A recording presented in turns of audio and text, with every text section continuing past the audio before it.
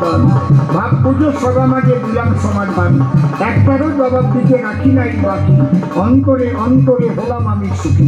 প্রথমবারে এর চাইতে বেশি বলা উচিত নয়, দেখিয়ে পরে সে কোন কোন কথা কয়, সেই ভাবধারা নিয়ে পুনরায় আসিব, তারপরে আর একটু বাঁধনে কষিব।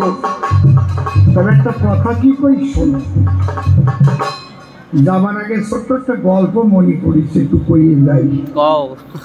কথাটা কি, তুমি বুড়ো মানুষ, একটু হিসেব করে কথা কইও, কারণ বুড়ো মানুষ অনেক সময় আবার অনেক, আপনি বুড়ো বলে আপনি যেন ভাবেন না যে আমারে কয় নাকি, আপনি তো আর ওই ভরত দাস না, বুঝছেন? আজকে হচ্ছে ওনার সাথে, ওই বুড়োর সাথে, এই জন্য আপনারা যেন বুড়ো মানুষ কেউ কষ্ট পাবেন না।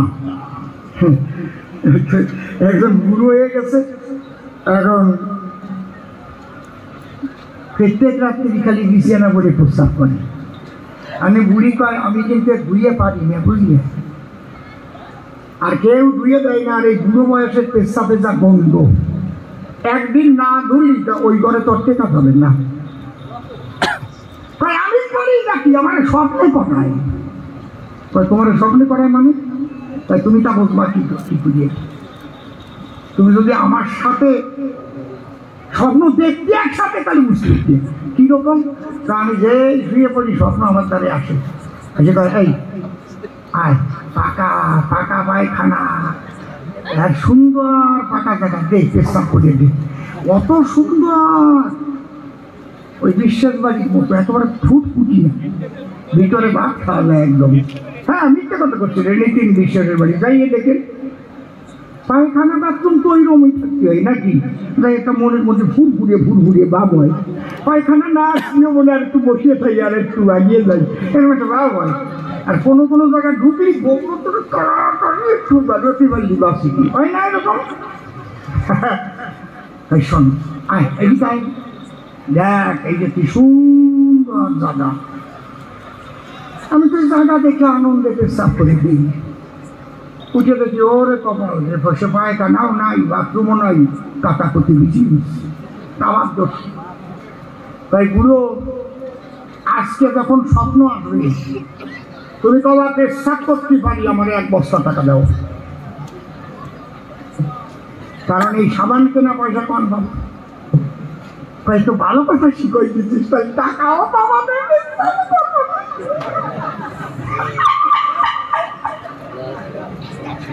আমার না এসব বাজে কথা ভালো লাগে না, লজ্জা করে, তুমি সত্যি না করি কয় না। আজকে বুড়ো বুড়িরই নিয়ে শুইস, বুড়ি আজকে আরো জড়াই নিয়ে শুইছে, উনি টাকা নিয়ে যেন চলিয়ে না যায়। 1 বস্তা টাকা পাবেন তো, স্বপ্ন তো আইছে, নে এই যে ভালো টাকা কর, দেখ কি সুন্দর পরিষ্কার। শোনো, আমার বুড়ি কইছে সাবান কেনা টাকা দিতে হবে, 1 বস্তা টাকা দাও। টাকা কত দিবি? দেখি ডাইনে টাকা, বাই টাকা, সামনে টাকা, পিছনে টাকা, ওরে টাকা, টাকার টাকা, শুধু টাকা, সবের টাকা তো নে। সব জায়গা ভরিস, পকেটে সব জায়গা ভরি, 1 বস্তা নেছে, স্বপ্নে টাকা চাইছে। এই শালা, এত টাকা নিয়ে কোথায় যাবি? ও সব এখন আমি করবো কি? ওই খেজুর গাছে ওঠ, ওই টাকার বস্তা নিয়ে, ওই স্বপ্নেই গাছে উঠিস ওই বস্তা নিয়ে।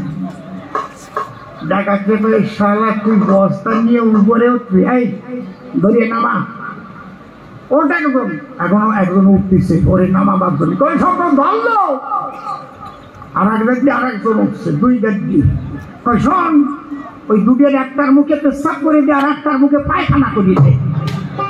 যেই পেশাবও করিছে, পায়খানা করিছে, ধুম করে শব্দ হয়েছে, বুড়ির গাটা মাথায় গেছে। বুড়ি উঠিয়া পিতুম কালে করিস কি, আগে তো খালি মুটিস, আজকে হাজিয়া গেছ টাকা তো। বুড়ো মানুষ হলে পরে এই অবস্থা হয়। আপনারা রাগ কিন্তু করবেন না সবাই। এই যে বুড়ো মানুষ ঋষি ভরত দাস, বলা যায় না করিয়ে বসতে পারে এমন কাজ, এই জন্য বুড়ো তোমায় করে দিলাম মানা, যেন প্রস্তাব করতে আসে করিয়ে না পায়খানা। একটু খুশি আর দেখে আলোচনা করে একটু রামাই অনুবোধে দিল সভ্য সবার ধারে।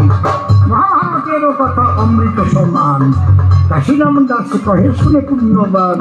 এই জন্য তারই কথা করিলাম বর্ণন, আপনারা শুনলেন ধৈর্য ধরে যত ভক্তবান। এরপরে নতুন নতুন প্রশ্ন যদি করে, আমি তুই একটা প্রশ্ন করে যাই তারই। আচ্ছা, আমার একটু কেমন কেমন মনে হয় জানো, তোমার একটু প্রশ্ন দিয়ে যাচ্ছি, তুমি জবাব দিও। এই যে 14 বছরের জন্য রাম বনবাসে গেল, সঙ্গে সীতা আর লক্ষণ ছিল, তাই তো? এবার ইন্দ্রজিৎ বধের কালে শোনেন নারী নরে, ইন্দ্রজিৎকে বধ করতে কে বা পারে? 14 বছর অনাহার অনিদ্রা যেজন রবে, নারীর মুখ দর্শনে থাকতে হবে। 14 বছর অনাহার অনিদ্রা নারীর মুখ দর্শনে।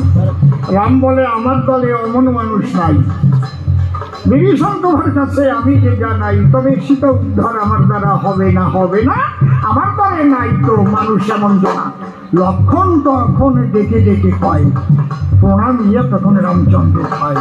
লক্ষণ দেখে কি বলেছিল তার খাই, 14 বছর আমি তো কিছু খাই নাই, অনাহার অনিদ্রায় নারীর মুখ দর্শনে 14 বছর আমি আছি বলি তব সন্নিধানে। তাই লক্ষণ বলল, আমি 14 বছর খাই নাই, ঘুমাই নাই, নারীর মুখ দেখি নাই।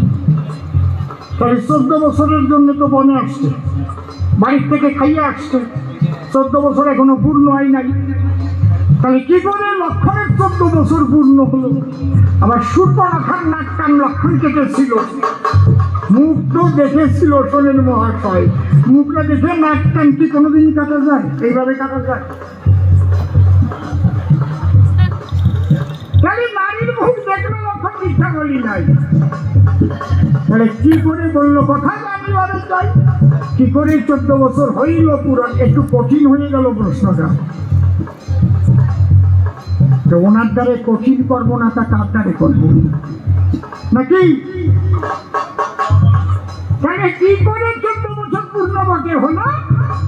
বুড়ো তুমি ভালো করে সবা মাঝে বলো। আচ্ছা, যেদিন ওই যে মারিচি সোনার হরিণ সেজেছিল, সোনার হরিণ সেজে যখন সীতার কাছে গেল, ঘুঘুর ঘুঘুর ঘুঘুর ঘুঘুর করিয়া বেড়ায়, সীতার মনে একটা ভাব হলো উদয়, ভাগ দিয়ে বলে, রাম আমার কথা লও ভাই, সোনার হরিণ এবার তুমি লইয়া আমায় দাও। তাই না? ওইটা কি সোনার হরিণ ছিল? সোনার হরিণ ছিল না, কিন্তু আসলে সোনার হরিণের মতো এমন ভাবে আবরণ করে হরিণ সেজে আসছে, মনে হচ্ছে খাঁটি সোনার হরিণ। রামচন্দ্র ভগবান আমি করি প্রত্যয়, কিন্তু ওটা যে কবু সোনার হরিণ নয়, এইটা রাম বুঝতে পারলো না। কেন? কেন ধনুর্বাণ নিয়ে ছুটল তার পিছনে পিছনে? এর জবাব চাই। ভগবান সব জানে, জানলো না কেন? ভালো করে সভা পরে দেবে সমাধান। এখানেই তো ভগবানের কমতি থেকে যায়। দেখি বুড়ো মানুষ এবার এসে কোন কোন কথা কয়, কি কোথায় যা জানবে না নাকি? ভালো কায়দার প্রশ্ন করে যাচ্ছি, কিন্তু রামচন্দ্র সেদিন যদি চিনিয়া ফেলিত, তবে কি আর হরিণের পিছনে পিছনে যেত? না গেলে হতো না ওই সীতা হরণ। ভালো করে চিন্তা করবেন যত জ্ঞানীজন, নাকি? এই প্রশ্ন তোমার কাছে করে গেলাম গান, এই দুটো প্রশ্নের জবাব তুমি দেবে সমাধান। কেন বেশি কথায় আমি আর বলিবারে যাই, রামায়ণী কথা তোমার মুখে শুনিবারে পাই, আর পরে বেশি বলে নাই তো প্রয়োজন। আমার মতো ভাব আমি করি সমাপন, দেখি এদিকে আছে যত ভক্ত গণ, বন্দনা করি আমি সবার চরণ, মায়েদের চরণে প্রণত জান, আপনাদের কৃপা ধন্যবাদ চাই। আপনাদের চরণ ধরে আমি যদি পাই, তবে অন্য ভিন্ন চিন্তা আমার নাই। প্রথমবারের ভাব আমার ক্ষান্ত হয়ে গেল। যার যার গুরু গোসাই প্রেমানন্দে একবার হরি হরি বলো, হরি বল। আস্তে আস্তে আস্তে আপনারা উলুধ্বনি দেওয়া ভুলে গেছেন কেন? বাড়িতে সন্ধ্যার সময় উলুধ্বনি যায় না, কাশি বাজায় না, শঙ্খ বাজায় না? এ তো পশ্চিমবাংলায় টাউনে বিয়ে করিস একজন লেখাপড়া শিখে, সে তো জিন্স প্যান্ট ট্যান্ট পরে বউটা আরো ইয়ে টাউনে কলকাতার মেয়ে তো ওসব উলুধ্বনি টনি ওসব ওসব পারে না, চেনেই না উলুধ্বনি কারে পায়। তাই গ্রামের বাড়ি নিয়ে আসছে, বাড়িতে লক্ষ্মী পুজো, শাশুড়ি কইছে বৌমা আমি একটু দুধ আনতে যাচ্ছে, বাউন তো বসেছে পুজোয়, যদি বাউন কিছু চায় তা তুমি একটু দিও। ব্রাহ্মণ বলছে কি দুধ নিয়ে আসতে আসতে আমি পুজো আরম্ভ করি, আরো 10 বাড়ি পুজো আছে, বৌমা তুমি একটু উলু দাও। ও তো সাথে উলু চেনে না, ও ঘরে যাইয়ে উলু খুঁজে বেড়াচ্ছে, শাশুড়ি উলু কোন জায়গায় খুঁজে গেল, উলু খুঁজে পাই না। এবার শাশুড়ি আইছে, ঠাকুর মশাই কয় পুজো করতে পারলাম না, তোমার বৌবাব জ্বালাই কেন, একটু উলু দিতে পারলাম, ওই মাথার তলা দিয়ে উলু খুঁজে বেড়াচ্ছে। তোমরা কি ওই উলু খুঁজে বেড়াবা নাকি?